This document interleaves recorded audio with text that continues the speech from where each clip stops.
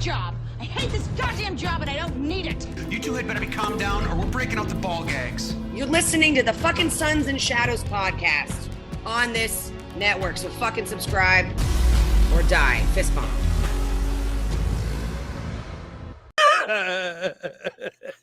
Welcome back, everybody, to another round of Nostalgia TV, the graveyard shift of forgotten television. This time we're going back to the 1983 era of V, the miniseries. Yes, this is our first crack at a miniseries on our little channel here. And Kevin, do you remember much about this one, or was this your first time checking this one out? To tell a family secret, this is the first time I'd ever even heard of this show. Jackpot, Jeff. Yeah, never ever. Like, I think I've seen the video cassettes. Well, not the video, like Right. DVD. Never saw it on VHS. I do remember seeing it like in Best Buy and stuff when they still had DVDs. Oh, yeah. This was quite in store with the DVDs, yeah. Yeah, and I know this was the TV show that Robert Englund was on. Other than that, knew absolutely nothing about it. I knew it was sci-fi and 80s, and I was kind of like, oh, that's probably not for me. Goodbye. A little too sci-fi for back then, but even then it was still pretty well grounded in some reality where an alien ship just comes down to Earth right in the middle of just about everything going on in the world, and they come out proclaiming, "We are here to help you. We are here to help save, as long as you can help save us from whatever issue we are currently dealing with on our planet, but we're going to keep that intentionally vague because we want to snooker you and take all of your resources for you and even possibly convert your planet. So alien invasion, here we go. Here we go. And you're going to enjoy it. Yep, and you're going to love us except for 5% of you, which are going to figure out that we're up to something shady. Yeah. But we're going to get rid of most of that percentage, the scientists and teachers. Yep, got to get rid of scientists. That ain't flying. Yeah. So the fact that this was never brought up in at any given point in time when I was in school is a little crazy. Like, I'm shocked my teachers never brought this series up. Yeah, mine never did either. But then again, I was like, it was 83. I was like 5 years old at the time. So it's like, yeah, but when we were in high school, like, yeah. When we were in high school, they made us read Aldous Huxley or Ayn Rand. And it's like, yeah, gag me with the fucking spoon and all that dog shit. This was way better. There's more to learn out of this. There's more to learn out of fucking Lord of the Rings, which is still not a taught. Anyway, that's a 0 point, but there's more to this that they could have talked about, I think, when we were kids, that was really cool. Like, there was not too much sci-fi in this that I was not going to enjoy it. It wasn't too campy and cheesy at all. Like, Yep. It was, like you said, extremely well grounded. It starts out like fast forwarding through Independence Day without crazy fight scenes, and it gets to a very intense story. Like, the aliens are not any different looking than you and I, and except for their voices. Yep, the voices are a pitch off, so to speak, or got a little reverb going on. It's like they got a voice box injected into their throat almost. Meow, meow. Mike Wazowski. Mike Wazowski. You know what? I can't make fun of those old smoking commercials, but I want to so bad.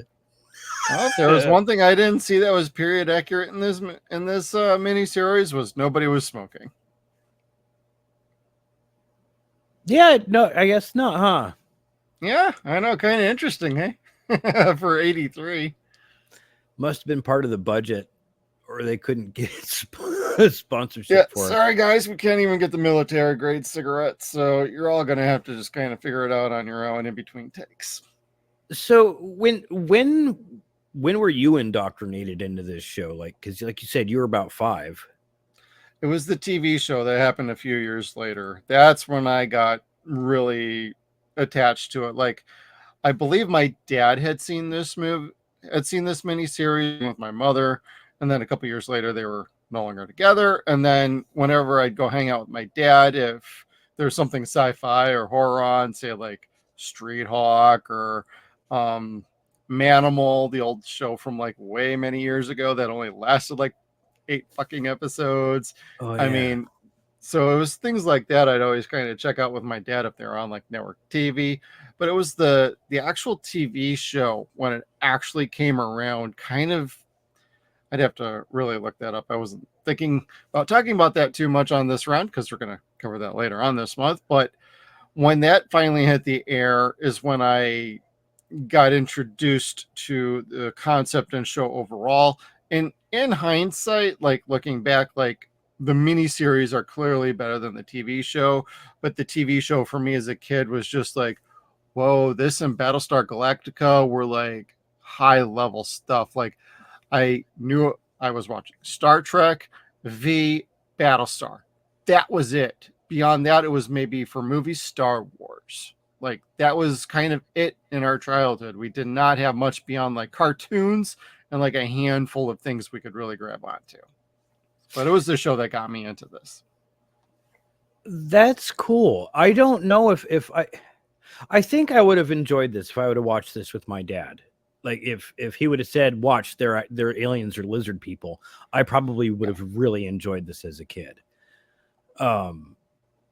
I don't, again, like we've talked about it, I don't care for most sci-fi that's not Star Trek or not Star Wars because I enjoy those two franchises so much that like anything else that's not it is kind of, I don't know.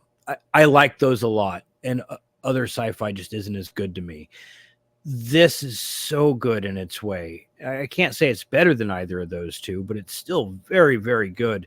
It's extremely relevant. And it took a very relevant topic that we thought was no longer possible, and it gave us a delivery system to tell this story, because the storytellers didn't have any intention to make them aliens. The visitors were just supposed to be another country that were fascists. Mm-hmm. So the network said, you know what? No one would buy that could happen. Like that can't happen here in the United States. So they said, make them aliens, and they did. And they came out with a great TV show. Yeah. Thank you, Kenneth Johnson, for writing and directing this bad boy. You're the reason why we even are talking about this today. Yeah. And golly, the 3 hours that I put into it in the last 2 days, which I split it up just so I wouldn't be like so focused on it or get burnt out on it. But it did, having that 2 day split up did make me eager to come back to it the next day. And the first half ended with me crying, which pissed me off. You know, that does. Yeah. And then they got me again at the last of the second episode. And it's like, dirty, rotten motherfuckers. Well, especially if you hadn't seen it before. As somebody who had seen it before, like it didn't quite do that to me, like anytime watching it thereafter. But like first time I remembered watching this, like back like when DVDs were coming out in like college, that's when it would get me like choked up. But like now I've seen it a few times throughout the years, and it's like, yeah, I appreciate it for what it is. It doesn't get the feels on me, but very good poignant endings, and the themes within it, the characters in it, you really get attached to quite a few characters, and they got a great ensemble cast going on. Super crazy good. Got like Mark Singer to, like you mentioned, Robert Englund to like Jane Bader to like, or I'm sorry, Badler. And then you got like a ton of other amazing cast that you will recognize faces, and you'll be like, I know that person. And you just go right on through the list, and everybody's tremendous. It really helps accentuate the actual writing in this, which is really good. The dialogue isn't stupid, and just the overall themes that go on between this, it's very much trying to echo like what happened with Nazi Germany back in like World War II and what was happening with fascist societies. It really came to strength here, and how they then railroaded scientists and made them kind of like, hey, we gotta get rid of the scientists or they're gonna figure all this stuff out and try and kill us. and get in the way of our plans. So overall, you got a great little ball that you can mess around with in this show. And unfortunately, some characters do stupid things quite often. But like a teenager, okay, I can see that. The dad of the teenager, what the fuck are you doing, dude? At which point he does a couple stupid things. Yes. Like, okay, so he doesn't want to help the family that's a scientist. Like, scientists are the illusion for Jews in hiding. And the Jewish family, the grandfather, who was a Holocaust survivor, who explains to his son why he takes these people in, hides them as in their secret annex, basically. And the dad doesn't want to, basically wants to hide, stay out of it. And the grandfather railroads him, reads him the riot act and tells him, no, your mother didn't have a heart attack in the boxcar. You know, we watched her go off into the showers that didn't have any water.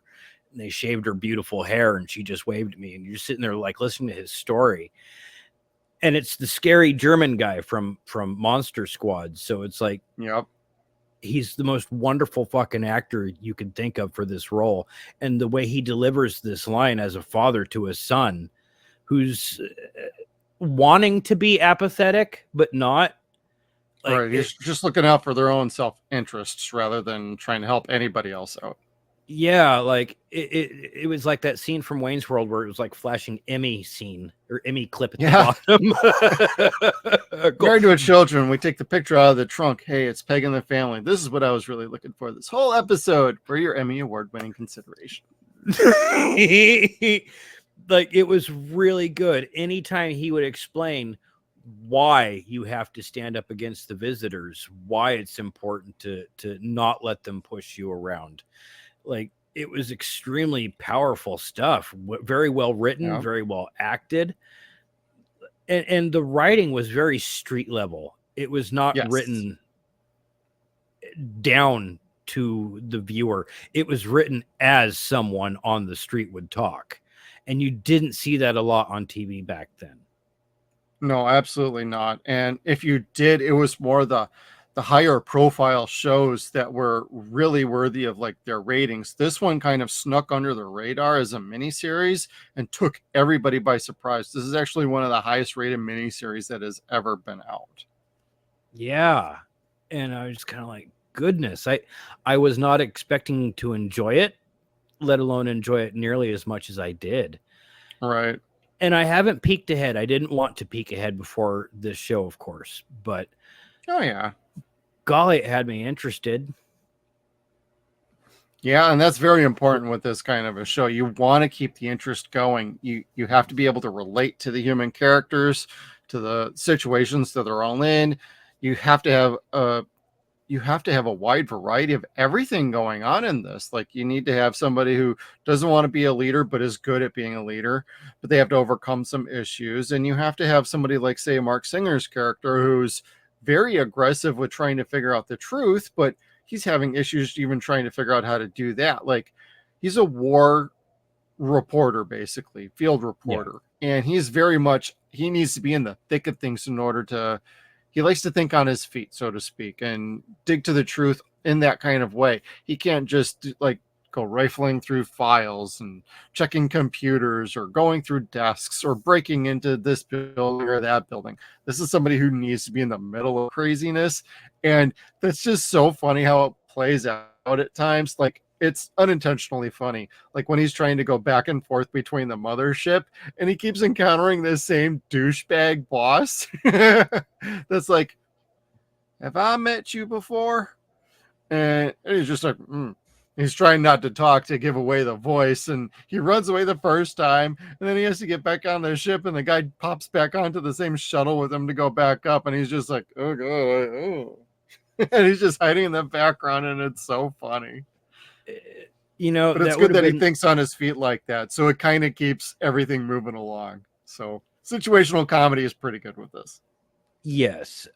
This was long before a time we would have had the opportunity to have Easter eggs and deleted scenes. You say, no, not me. No. Not me. Or hold the voice and go, I don't know what you're talking about. I heard my lyrics in training in the last mission. Sorry, I can't talk much. It's that damn Pee-wee joke from Pee-wee's Big Adventure. oh my God, yep. I say we let him go. Who said that? Anyway, and then the show ends completely open-ended, as if there was going to be a third episode, and they did that marvelously, like brilliantly, well done.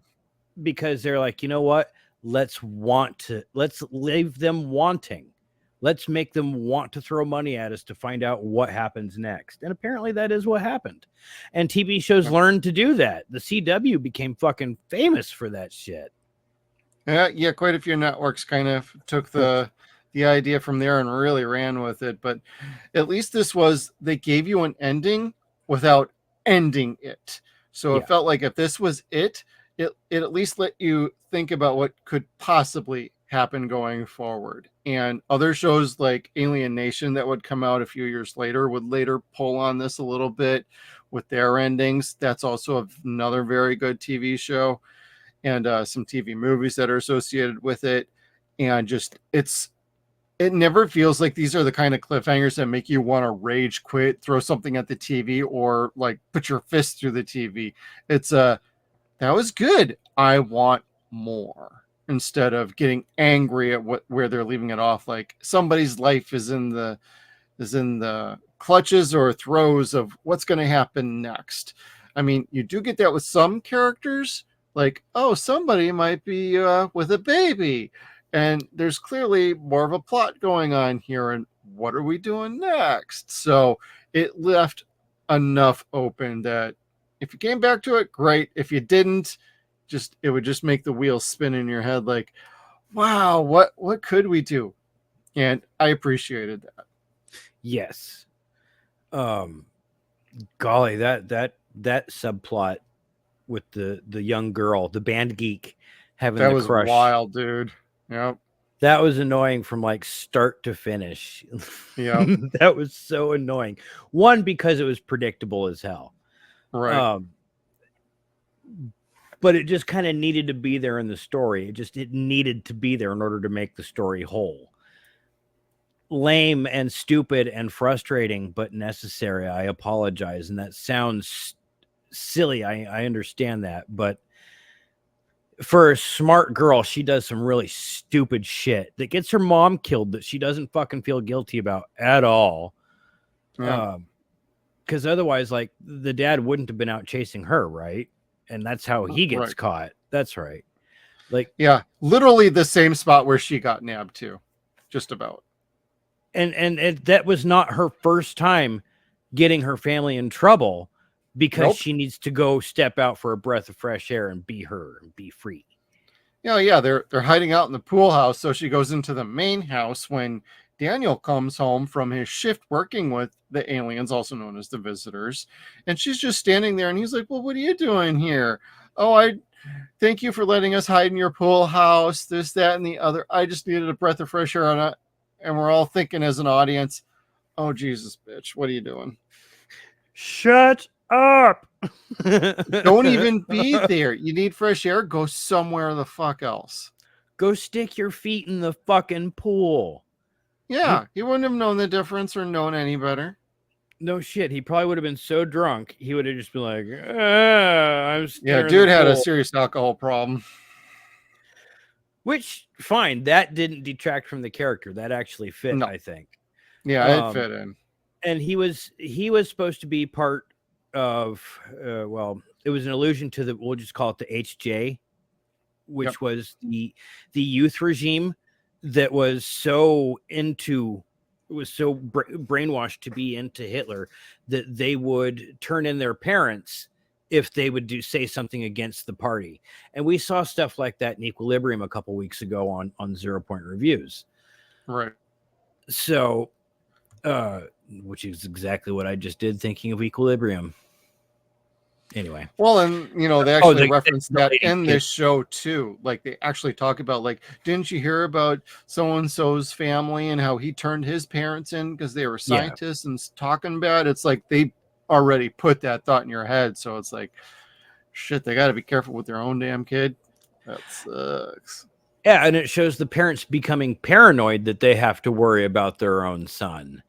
And then the grandfather is ashamed because of what he went through, and now his own family is willing to turn against their own kind, not seeing the sins of the past or the suffering of the past that the grandfather had to endure.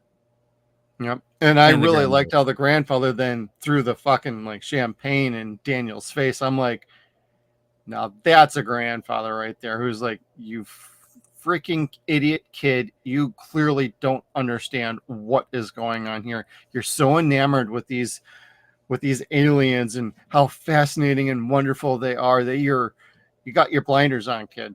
You really aren't seeing what's really happening here. And you could say that about most of the world. So it was an interesting dynamic to include that into the show early on and then keep it going through the whole thing and have an actual long storyline about that. Yes, and keep it interesting throughout. Like there's no given point in time where you're kind of like, are they just gonna fucking kill this guy? Like in The Stand, for example, Corin Nemec, like God bless Corin, I love him, but like you can't wait for him to fucking die in that movie. Oh my god, I know, right? Miniseries can be a tough nut to crack for like trying to tell a long story without getting in too episodic or getting too drawn out with certain aspects. Yeah, and this did really well. And again, I think it was because he's the only HJ that you really see in the show. I would say so, yeah. And so it's like he's the only one that you do get to see him do that thing and go against the family. Mm-hmm. You do get to see the guilt that he has, where he's even like his narcissism is trying to fight the guilt, and I think it wins eventually, doesn't it? Or the alcohol helps his narcissism defeat the guilt of what he did. I think so. I think it's more the alcohol that helps him defeat that. Yeah, because the guy comes in and is like, oh, well, hey, you know what? Thanks for helping us again. Then you've just earned yourself a promotion there, buddy. Yeah, even though, they never see Grandpa again.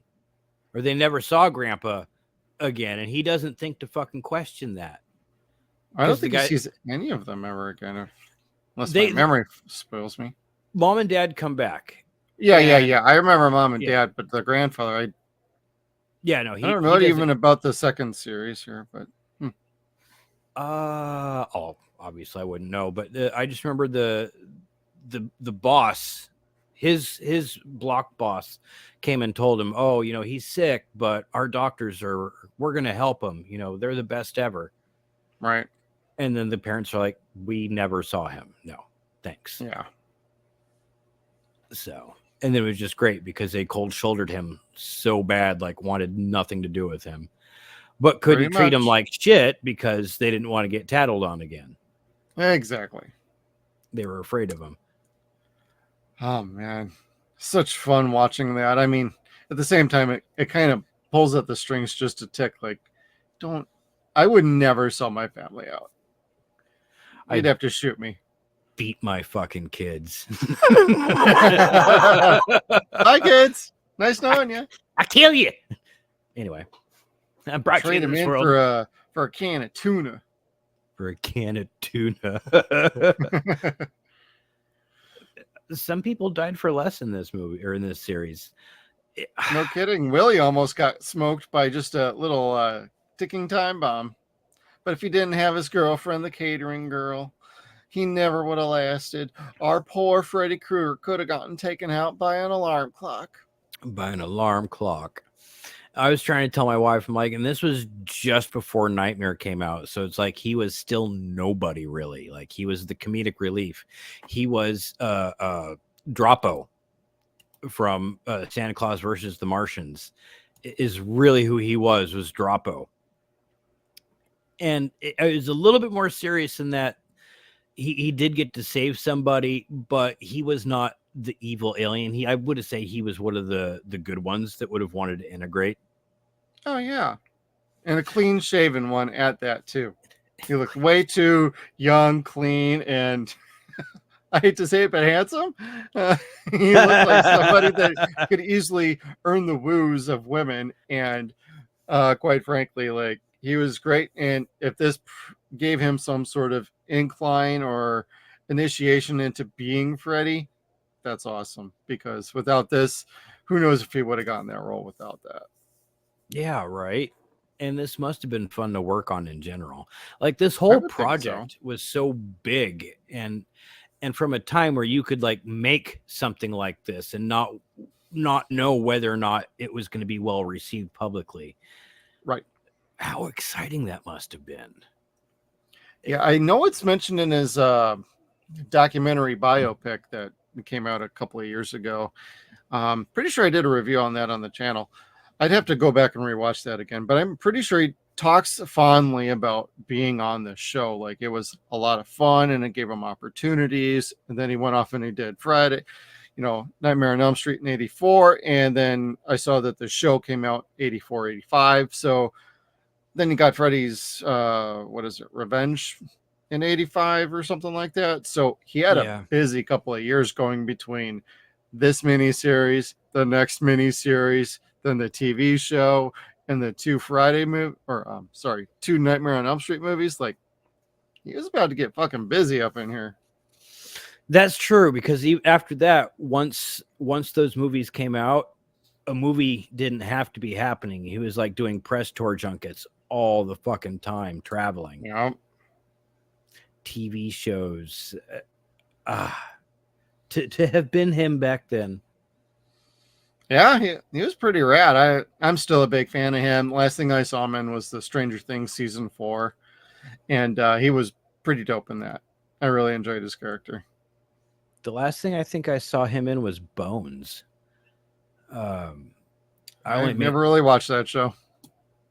It's typical crime drama, but he plays a school janitor, the creepy school janitor. Okay. That you assume is going to be the bad guy because he's creepy. But he's the one that sees everything that no one really pays attention to. So he's witnesses everything and stuff. And he was also good to Bones when she was young and a nerd, and he would let her come and hang out in the library. But anyway, yeah, he was great in that. He was great because he wasn't the villain. Yeah, it's funny watching him do roles where he's not like some sort of creep or bad guy or anything. You see him in an actual good, solid role, and it's like, oh man, he actually was a really good actor. He had range. Just he seemed to be doing so well as a villain, and like to the complete opposite, like Mark Singer. I've only ever seen him playing like heroic characters, so he played something a little more down to earth but heroic. It's like, well, so much for Beastmaster. I guess I'll appreciate him with his clothes on, I guess now. Because in Beastmaster he had more like the loincloth look going on for most of the show, or most of the movie, I'm sorry. Yeah, like 99% of it. The other percent he wasn't in. Yeah, pretty much. That's just when he was the baby. That was he was one of my first hero type characters, him and Conan, I think. Oh yeah. Was Beastmaster. Beastmaster, thank you. I'm a fan of the movies that I remember. Yeah. That was one of the first movies that I really remember watching again and again, because again, it was one of those flicks that was always on. Yep. But just I remember enjoying it so much. I remember enjoying the monsters so much, the fight scenes so much. It was so crazy and intense. It's probably silly and goofy now comparatively, I'm sure, but especially the second one, yes. Yeah, which is a Wynorski film, but we love it. It's maybe Through that's the why portal of time, everybody. Maybe that's why we love it. We don't know. First one was Don Coscarelli, and that was fantastic. But I appreciate. I'm watching this now with like, I don't want to say like rose tinted glasses. Like I always thought he was pretty good in this, but just watching it now is like, Mark Singer really was fantastic in V this series here. Or Yes. V the miniseries, I'm sorry. That's going to happen quite a bit because we're going to talk miniseries and then TV series coming up. So his character, Mike Donovan, for being a reporter, is not hammy. He's not. Like you said, Mike wants to show you the truth and get it to the people. Yep.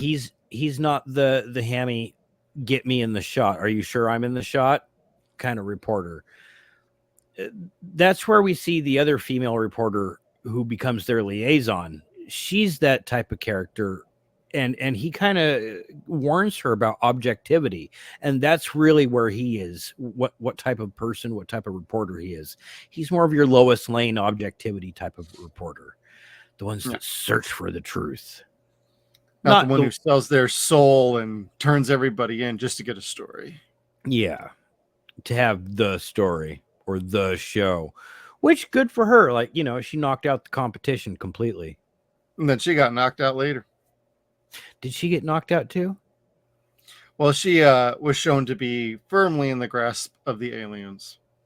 It's left up to interpretation what happens with her after that. But she seems to be chumming up with them, and then you never see her again. So she's hibernating. Yep, because they all turn out to be lizard creatures, everybody.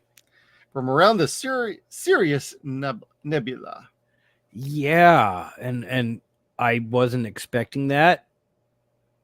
And I didn't know how they were going to make the aliens interesting.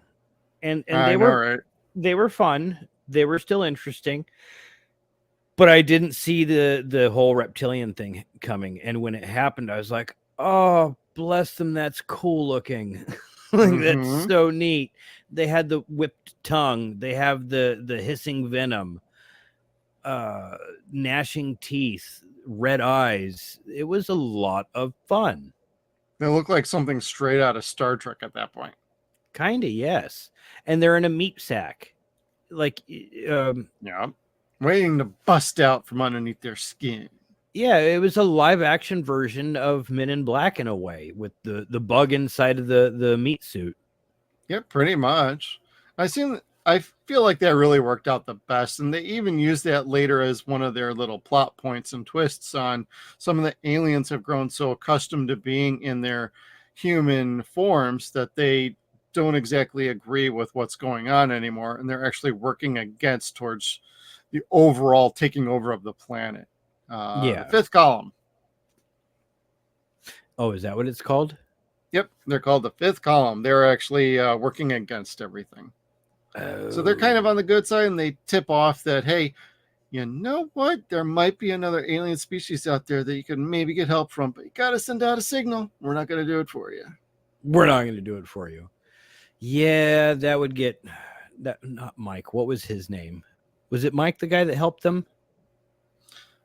God, I am very bad with names on this. Yeah, and they gave them all such like David, Bob, and whatever. Yeah, Joe, Steve, Ted, Tim. You're like, oh, of course, Brian. Brian 3. Was it Brian or was it Steve? Let's see. The names were Diana, John, not those two. Stephen, Martin, then Willie, Brian, Barbara, Lorraine, and Visitor Captain. I think that was probably Brian. So maybe Peter Nelson. Okay. Looking for a picture. There is none. That's okay.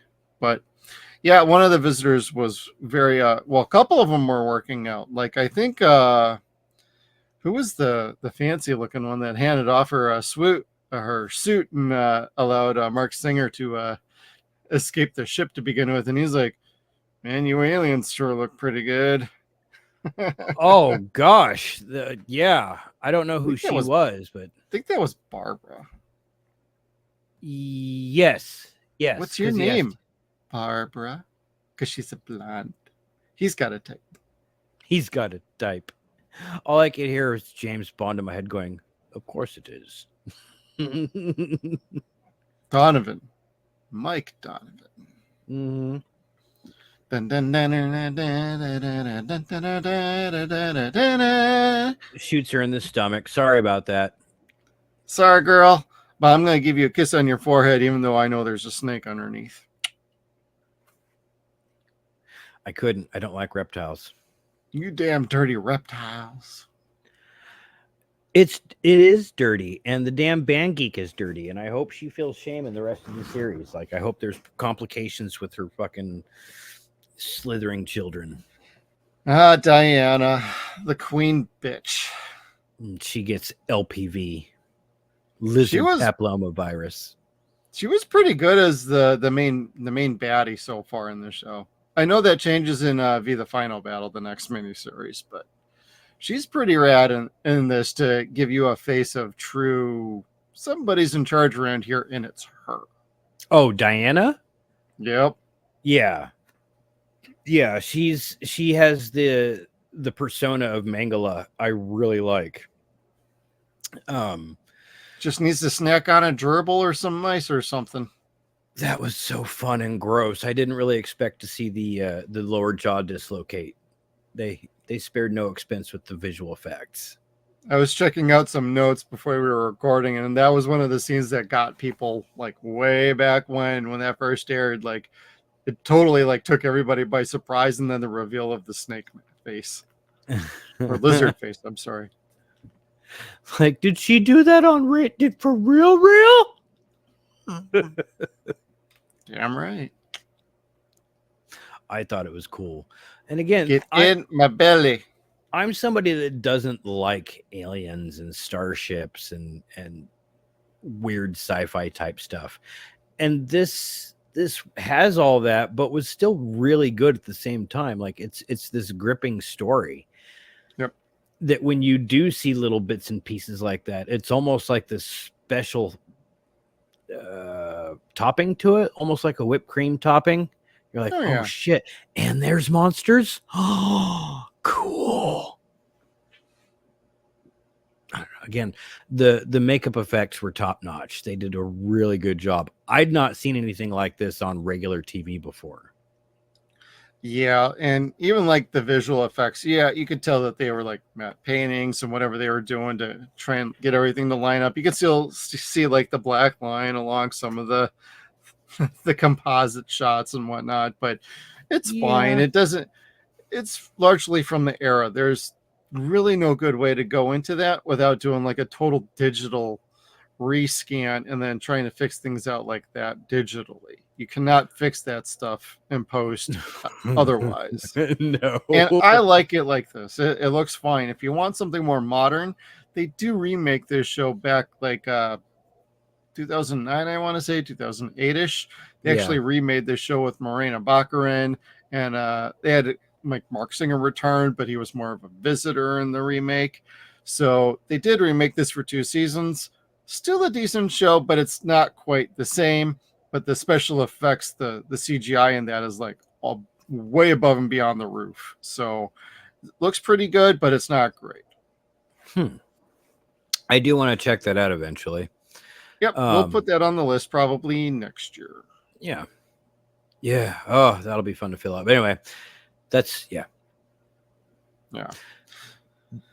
Overall, I really like the cast though. Like, I was just looking at the list and I'm like, oh yeah, the lady who played Juliet is pretty damn good. Faye Grant, she was able to show like she could go from like being this little sweet innocent scientist doctor who really doesn't want to be in charge to at the very end. She's holding up a gun to a ship coming straight at her and she's shooting at the damn thing like, bring it, motherfucker. Like, there we go. There we go with a character arc for somebody.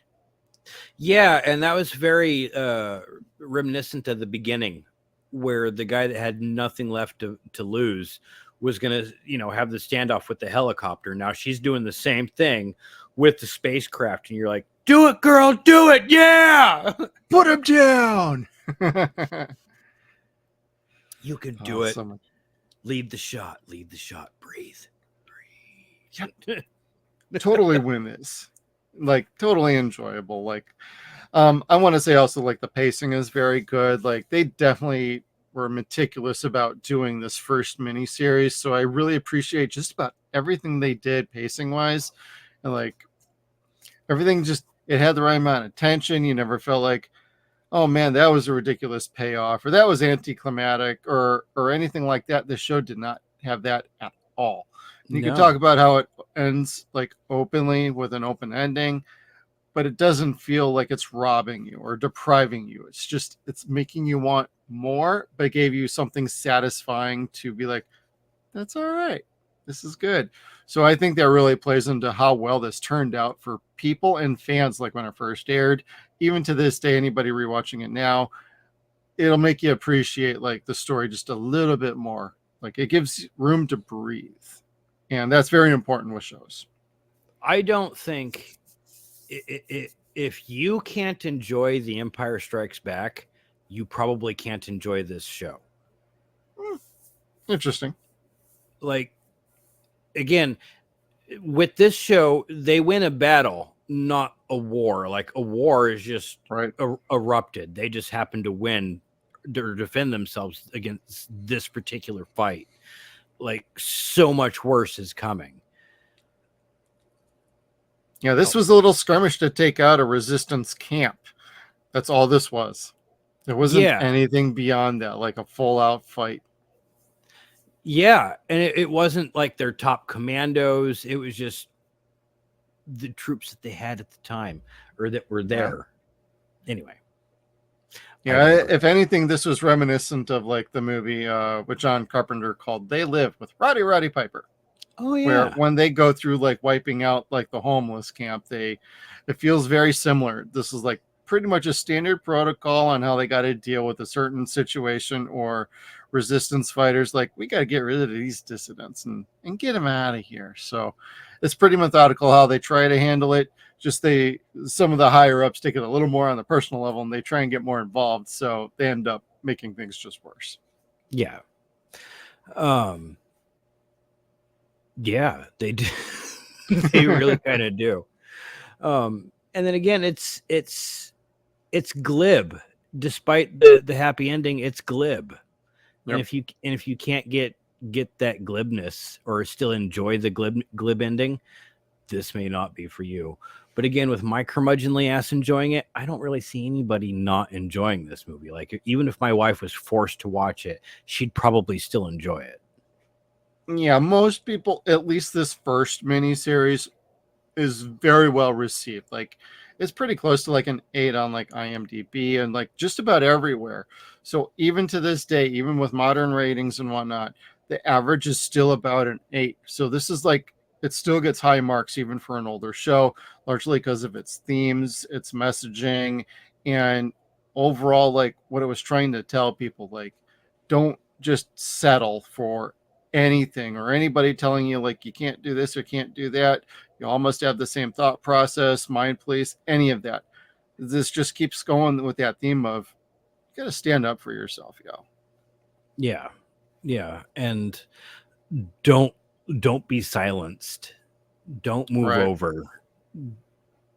Don't be okay with things. Don't knuckle under. You gotta, if you have an opinion, you gotta say it. So I really like that.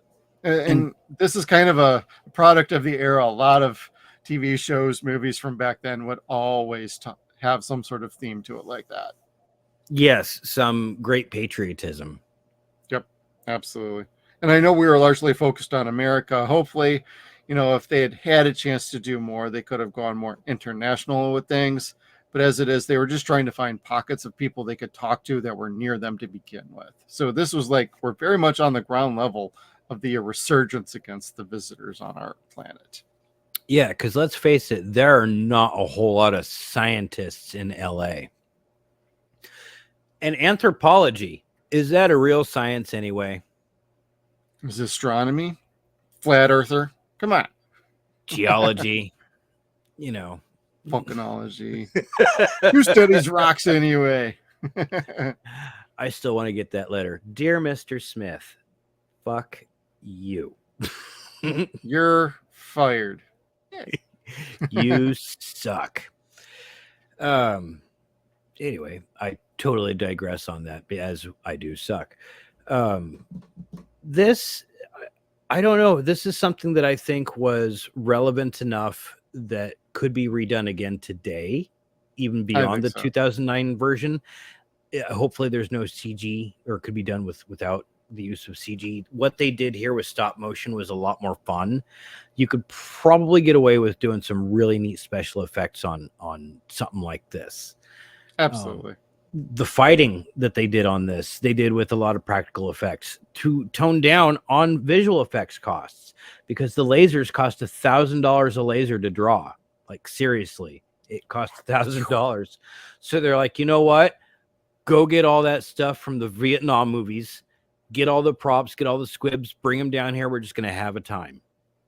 Yep, pretty much. And that's how they made it That's how work. they filmed it. Yeah, that last scene, the last battle, you know, there was a few laser shots. You saw Juan Solo firing or fighting Juan Solo. Sorry, I'd been holding that one all day. Don't apologize. Keep going. You had his space fight, which was, you know, he was not like blast. It was very okay. Wait for it and shoot. For it. Yep. And shoot, and he would still miss. But again, it was $1,000 per laser, and Terry's doing the budget, so make it count, everybody. Make it count. Everyone else on the ground had M16s. Yeah. Well, I also think it's important to hear from a perspective of somebody who hasn't seen this before, like what you think about it, like by today's standards. For me, it's just, I kind of grew up with this show a little bit, like especially the TV series, and then years later coming back around to this. So I've always been a fan of this franchise, even if it was a little bit backwards on how I got introduced to it. But it's I think it's really good to hear from your perspective and have you do a lot of talking about like what worked for you and what didn't work. Because for me, growing up with it, what I liked back then is different from what I like now. Back then, I gravitated towards the kids, and I loved the, you know, the lizard faces. I loved whenever there was a space, anything, lasers or whatever going on. That's what always piqued me. Now, watching it now, more human drama is more what's interesting and captures me, and that's probably what it did with all the adults back then, and why it's still timeless today. Like the themes, the characters, the drama, like none of it feels completely out of the realm of believable. Of course, this is not Walking Dead where somebody's dying every 5 minutes, or Game of Thrones, like your favorite characters keep getting off. Like, yes, you lose some favorite characters along the way, but it's never so tragic. And when it is something of that kind of nature, it's actually very important to the story and what they're trying to do with characters going forward. It drives them to do more rather than set them back. So like they even killed like Ben Taylor, you know, Richard Lawson's character early on. And his brother kind of had to like really step up from being a street level criminal to now I actually have to do something to help human beings. And they had a great dynamic, great chemistry, and it worked wonderfully for what went forward with the show after that. Yeah, and his jive talking was not offensive. It was not. It was like, an airplane level. I'm just saying. Yeah, it wasn't like, all right, how do we write a black guy? Fuck. Say Jim, pretty fly. Or a white guy. Oh, I'm kidding. Do you dig? Like it was nothing like that. His acting, his performance, the writing, it was all so genuine and so felt very natural for that time that it was not offensive. It was not what's the word I'm looking for? Pretentious, I guess, in a roundabout way, for lack of a better term. Yeah. So and he comes out being that hero. He was not that stereotypical character that stayed a shitty street urchin. He, you know, took those street skills and busted the streets out and made them something. Like the streets were no joke, and neither was he. Right. So. I really think that really worked out very well. Yeah. And he spoke jive. Yeah. You know what that means? I gotta find that clip. Yeah. Yeah. You're trying to tee me up, and I wasn't quite ready for it, but I picked up what you were putting down. Thank you. Thank you. It's been so long. It's been so long for a long, long time. But Kevin, overall, you liked it. Are you looking forward to the next chapter, the final battle? I am. I want to see where this is going to go. I'll end up watching it much faster than I did this last time. I don't really have any expectations other than seeing something horrible happen to the lady that got LPV. Like, dirty sympathizer. Yeah, she's going to get hers. Well, we'll have to wait and find out about that. But I had a Lizard good babies. time on. I hope she gets eaten by her own lizard babies. Ooh, that's an interesting thought. Sorry. I'm not going to spoil that for you, and I'm not going to spoil it for anybody else checking out our show. But I'm eager to see the final battle. Now, I do understand, like, Kenneth Johnson left partway through production. Him and NBC weren't exactly digging their story, so to speak, that on how to continue forward with it. So while it still has some of his beats that he really wanted in there, ultimately it got shifted around. I still remember liking Final Battle, but it'll be the first time I'm going to be watching this one in a very long time. I've always gone back to just watch this original miniseries because it's so good. Quality straight through is great. Music is great. Just everything is awesome. This is one of the best TV shows I remembered growing up, outside of like the very first season of Star Trek. And that's as a sci-fi guy. So coming from that perspective and a fan for years, clearly this miniseries is top shelf. I do remember a little bit about the final battle, but there's enough I don't that I'm unsure how well I'm going to like it. I do have the Blu-ray for that one, so I'm going to be excited to check that out, and hopefully everybody else is excited to hear what we got to talk about next, because this is going to be a fun one for probably both of us more than just this one. This is clearly the best one. How well is the next one actually going to follow up from this will be the key point on that. Does Diana have a tail? Inquiring minds want to know, Kevin. I gotta know, like, if I could, I would do a red V over here and write "to be continued." To be continued. At least they didn't do that with us. Oh, that would have been bad. Yeah. Like a lot of 80s movies back then and TV shows would sometimes have "to be continued" or such and such would return in a movie called this title. And it's like, oh God. And then you never get the follow-up to it. Thunderball. Then you got like Adventures of Buckaroo Banzai. There's a title card at the end saying Buckaroo Banzai will return, and I forgot what the name is. And then there was one for Dr. Detroit with Dan Aykroyd. Dr. Detroit will return. And so there's a handful of things that would always do that back then, but that's just schlocky 80s things. And there was none of that schlock in this, no cheese. Even Willie as a character for Robert Englund wasn't so goofy that you couldn't understand that this is not camp. And it's very clear that it's just a different sort of a character. Yes. Yeah. He was almost a sad funny. Like you felt bad for him. Yeah. Yeah. It wasn't the, oh, ho, ho, he's so funny. Like Droppo was. Exactly. Anyway, I'll digress on that one and go right back to that Droppo point, him being the goofy alien, because he was goofy, just not campy. Yeah, he spoke Arabic, not English, and they put him in an English camp, so he was very lost. That was his comedic value. Yep. And that worked out very well. He had to give something to the visitors a little bit in that regard, too. So it kind of humanized them just a tick. Yeah. So no tails. We'll see, Kevin. We'll see. I'm stuck on that now. Well, you don't want to be stuck on that. You got any final thoughts? And we'll say goodbye to anybody. No, other than this is really cool, and I can't wait to see what happens next.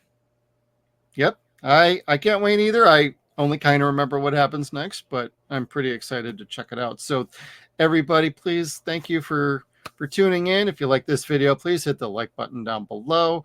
If you have any comments, thoughts, memories about V, the original miniseries, hey, put them down below. We want to hear about them. And if we see some good comments, or if you have any comments about the final battle coming up, we might just read them on the next video. Also, hit that subscribe button, hit the little bell notification, and that'll keep you tuned in to all of our video content. So thank you everybody for tuning in. We'll see you on the next one. Make sure you check us out on all of our social media platforms. We got Facebook, Twitter. We are at Suns and Shadows. We're also on Instagram at Suns and Shadows Cast. We are at sunsandshadows.com. Thank you again, everybody, and we'll see you down the road.